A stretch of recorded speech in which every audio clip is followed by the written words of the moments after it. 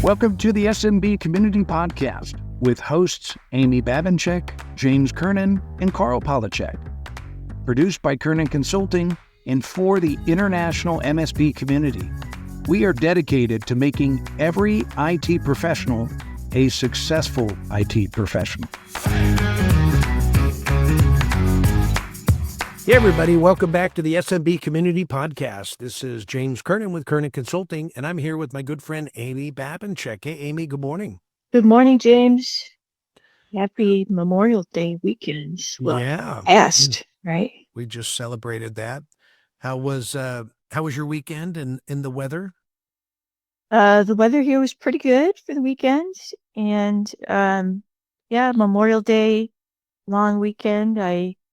I went and tended graves on one of the days, and we had a marshmallow roast out in front of my house with the neighbors on another day. So yeah, it was a good time. I enjoy that weekend. Yeah, about the same here. Just good weather and a lot of barbecues, a lot of fun with the family and friends, and good relaxing weekend. So eager to get back at it. So a lot of cool stuff to talk about today. I'm going to start off with the MSP question of the week. So the MSP question of the week, this is an interesting one, but you and I have kind of been chatting about this a little bit already, but this was really based, I guess, on an article that you also read, but it was looking for predictions for 2026 for MSPs. So what would be some of your predictions or thoughts of what MSPs need to do to get ready for 2026? Well, it's not my prediction, but I was reading a prediction that 75% of the services that are delivered by MSPs today will be delivered by AI by 2026. And that's a staggering number, right? That's taking 75% of what you do and turning it into a commodity that somebody can sell automatically without the input of your expert staff, right? Just making it happen. That's terrifying. Mm-hmm. Right? We've seen the commoditization of MSP services happening, right? Yeah, the monitoring, maintenance, even security has been moving in that direction for a couple of years here, and it's moving pretty quickly. Mm-hmm. And this said that it's going to hit light speed here real soon. So I thought about that, and I mean, I'm a person, I consider myself, I live in the future, right? Just waiting for the rest of the world to catch up. Right. But this one catches me a little by surprise even. And I don't know if it'll entirely happen by 2026, but maybe the applications will be there by 2026, but they won't be fully adapted yet. Yeah. It seems, I don't know, we've seen some other data come out in the channel about AI taking over jobs for people. And and the majority of people that laid off staff and tried to go that direction regret it because AI isn't really ready for that. So AI is the big play in 2025 and, of course, 2026. But I agree with you. I think losing 75% of the average MSP services business by 2026, I mean, we're almost there, We're almost there, yeah. Too short of a timetable. It does seem too short of a timetable, but I still think it's worth looking at because I don't think it's, the timetable seems short. I think the prediction's probably correct. Mm-hmm. So if you're an MSP today, you need to be looking at what you can replace 75% of what you do today with, and you need to get on top of that.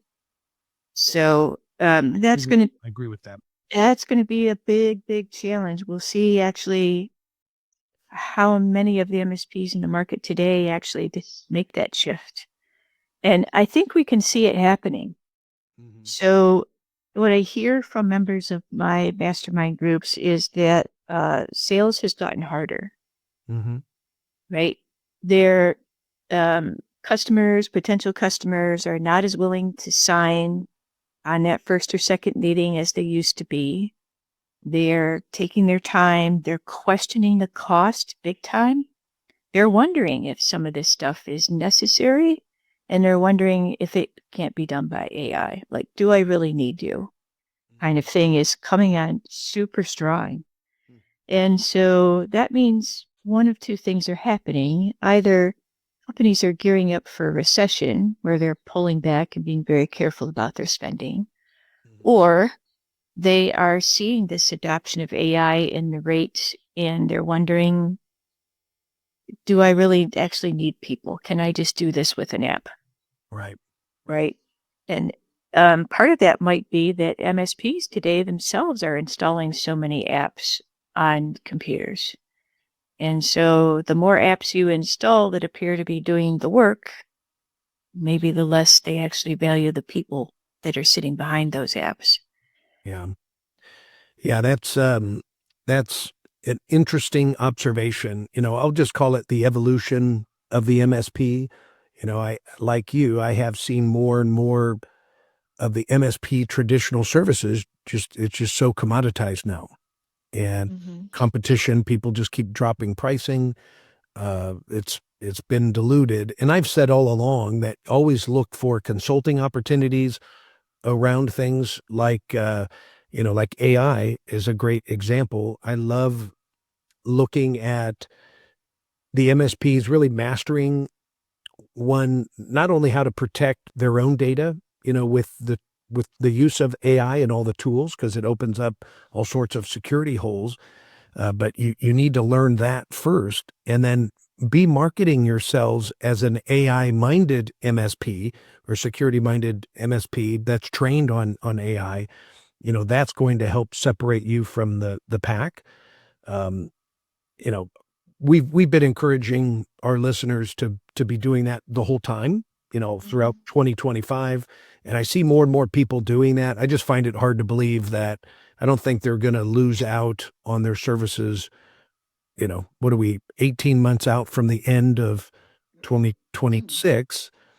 But I think you need to be looking at ways. I like what you said, Amy, regardless of what the predictions are, look at new revenue streams that you could be generating, for 75% growth. Let's think of trying to grow with these opportunities and not just save what you have. So, Yeah. Yeah. And it's going to be tough because this means that MSPs have to retrain or replace the staff they have.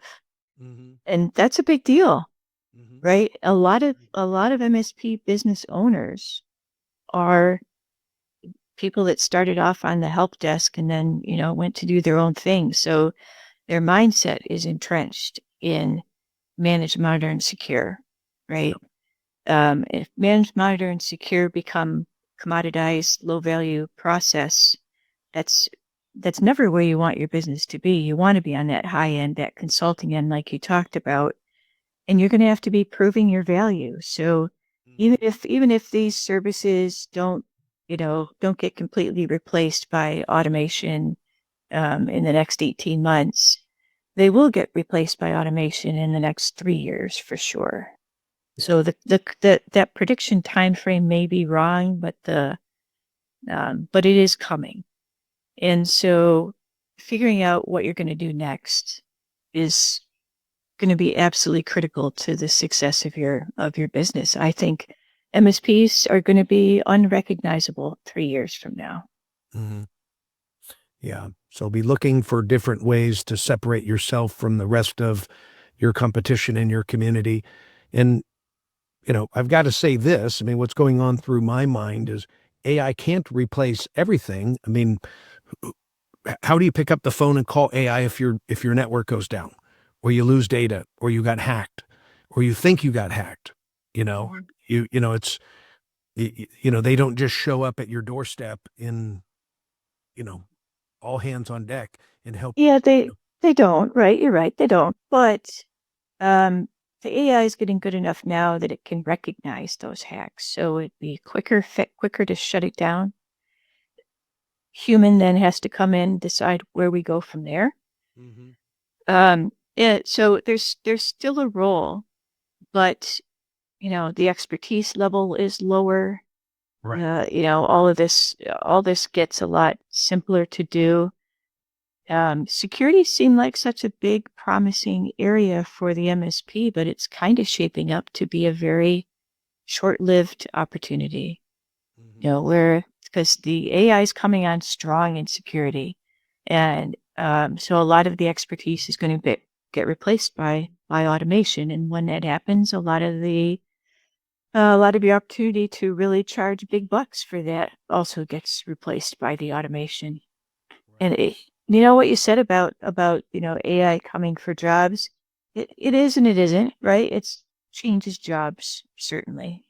But one area, or really two, I can think of two areas off the top of my head that are where jobs are being replaced by AI currently. One is developers. The large companies, we'll use Microsoft as the example. When you're seeing their layoffs now, it's not the typical, we laid off sales and marketing so we could meet our stock numbers this quarter, and we're going to hire them back next quarter.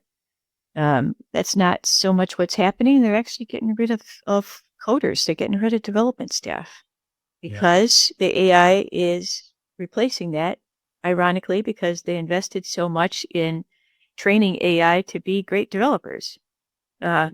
So developers is a declining job opportunity right now. The other thing I can think of off the top of my head is long haul trucking. Right, that's been a good job for people for really since it existed, right? But it's coming to an end, and it's coming to an end rapidly. And because the self-driving cars, two of the goals there were taxis and long-haul drivers, and they're both rolling out right now. Right. And that's a dramatic shift, right? So no more cross-country and deliveries. No more cross-country road trips for semi-trucks. Somebody may take it over for the short hauls, but getting in your truck and riding it long haul, that stuff's going away. Why? Because it was expensive. And so AI is coming after the high value jobs, not the low value jobs. So yeah, there was always buzz about the local delivery services, the UPS drivers making $125K a year just delivering boxes. And it's like, you should have your son go do that. And now that job's being replaced by more and more, drones and self-driving vehicles, so forth. So that's another area to watch closely over the next year or so. Yeah, we're going to see a lot of change. So MSPs, though, the change is also coming for you. Why? Because we're expensive. So keep an eye out for that, a close eye, and start changing today. Don't wait. So it'd be a good time. Normally you do your business planning once a year. Might be a good opportunity for you to kind of break out the business plan, meet with your partners or your leadership teams in your business and talk about, some new revenue streams, maybe how you could embrace AI more in your practice, but it'd be a good mid-year exercise to do as well. That would be the advice I'd love to give you. And again, Amy and I, we'd love to hear from you. If you've got opposing views, you've got other ideas or comments, reach out to james@kernanconsulting.com. We'd love to highlight your questions or comments on the air, and happy to work those in the program. Love to hear from you. So a lot of things going on in the news as well.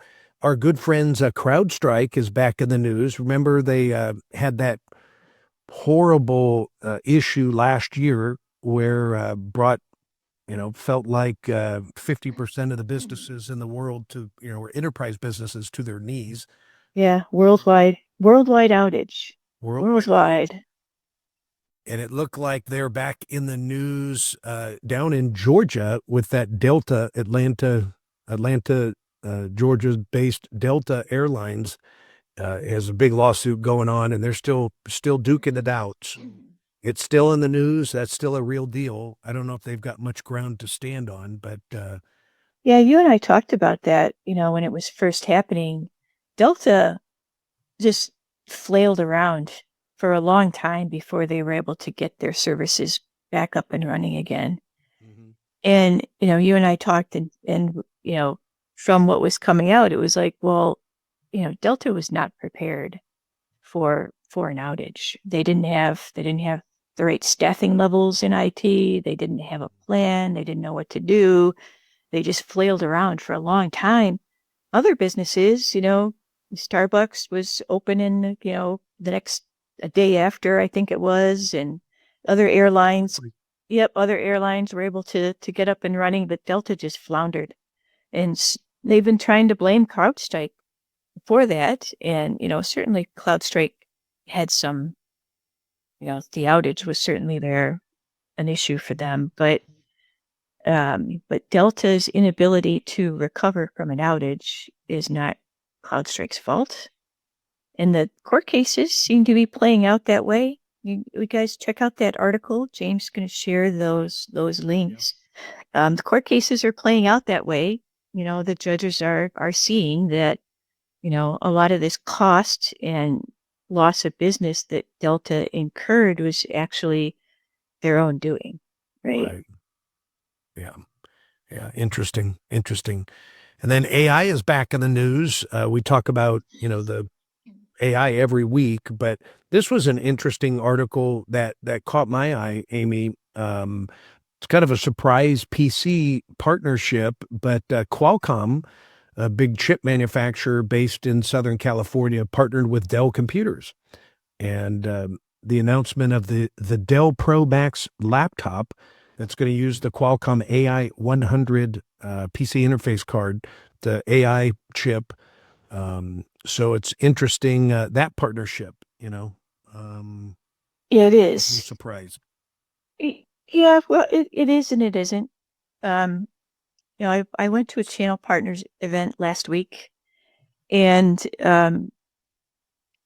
Lenovo was there, and they were talking about the history of computers, in the context of AI. Like, why is Lenovo putting AI chips in their computers? And it's a question I sort of also wondered about, because recently computers have been kind of disposable. We haven't needed a lot of power on the PC end of things. Everything's Right. SaaS apps are in the cloud. The storage is in the cloud. Everybody can just get a real simple device. But AI is changing that again.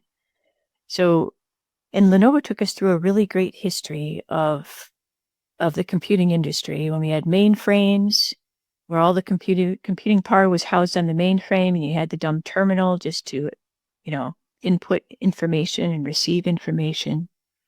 And then we went to PC server architecture, where the server had some compute power, but it was shared on the PC side, right? The PC was actually doing some compute power. There was lots of storage. There was, the client server architecture apps. So there was a lot of activity happening on the PCs, and we had to worry about our CPUs pegging at 100% and, making our machines slow. And so you had to keep a pretty powerful machine. Now SaaS apps come along and the cloud comes along. All our storage goes off to the big data center, almost like the mainframe in the sky, right? Goes off to the data center. All the apps go there. All the storage goes there. All the processing goes there. All our PCs have to do is access the internet. We didn't need much down here. Well, comes along AI. AI gets created in the data centers. We've heard all about how many data centers are going to be needed and they're building, but maybe not, because they decided to offload some of this processing down to the PCs. And so we all now need AI processors, and it's a third processor in the PC. We've got the CPU, we've got the GPU, and now we've got the NPU, which is what they call this AI processor. So, so the new AI architecture is going to be looking for that NPU in your computer. So if you are out talking to your clients about new PCs and why they don't want to buy that $300 machine from Best Buy, this is the reason why, right? They need good performance from all these AI tools that they're going to use, and they're going to become dependent on that processor in your laptop, in your desktop. Exactly. And I love the evolution of how it's just gone back and forth, and now it's pushing back to the desktop. The user, it needs more processing power Yep. for AI. So interesting. Yeah. And then did you see the latest, the Gartner Magic Quadrant for 2025? There's several, but this one, they were talking about the security leaders out there, and it doesn't look like it's really changed much from the previous year. It's the same leaders. That were just kind of interesting, but Zscaler, Netskope, Palo Alto Networks were really kind of the leaders in the Security Service Edge, the SSE Magic Quadrant. Yeah. Yep. Service Edge is a little bit bigger probably than most of our audience deals with. But I don't know. I don't have a tremendous amount to say. Yeah, but this list is pretty consistent, so it doesn't seem like there's a lot of shakeup going on in that part of the industry. I will say my cousin's husband works for Zscaler, and part of his package when they recruited him from the IRS, where he was before, was a whole bunch of stock. And yeah, he's doing pretty well over at Zscaler with his stock plan. Yeah, I can imagine. They're an exciting company. But yeah, we'll drop that link up into the show notes and check out the Magic Quadrant. It's always interesting to just kind of stay in tune with, the latest and greatest technologies out there, even at the enterprise level. So Yeah, the Magic Quadrant's always interesting to look at. So anytime you see those, you should take a look and just see who's moving, because that's really where the interest is. And they do a bunch of these Magic Quadrants for different aspects of the industry. But yeah, always take a peek at them. yeah, I agree. So then what else are you up to here the rest of the quarter? No, I don't know. I've got some new stuff coming out at Sell My MSP, and we'll be talking about that probably in another couple of weeks here. So I'm going to hold that for right now, but that's coming up pretty soon. So, the M&A space continues to be strong, and people in our industry, especially on the lower end of the industry, we'll call it the sub 4 million, they still continue to need a lot of help and a lot of hand holding through this. So, so we're going to try to automate a little bit of that for them, and we'll tell you guys about that when we get that released. Yeah. All right. Exciting. Yeah. And then I've got an event coming up the end of June 26th, June 27th in Omaha, Nebraska, the Mastermind Live event. Excited to get back out. And I love speaking, and I love these events because it's such a collaboration.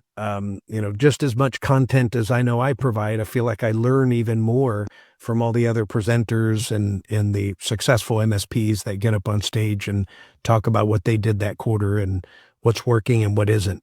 So a lot of good growth going on out there, and I always love hearing about it. So I've got that coming up here. If anybody's interested in getting more information, just reach out to james@kernanconsulting.com or visit the website, and happy to share that info with you. Hey, James, I just thought of something I forgot to mention. I made a big purchase. Oh, what'd you get? I got a Starlink Mini. Oh, So I've been kind of waiting for this one to come out. It was called the backpack. okay. But so it's now the Starlink Mini, and it does fit in a backpack, and it's completely mobile.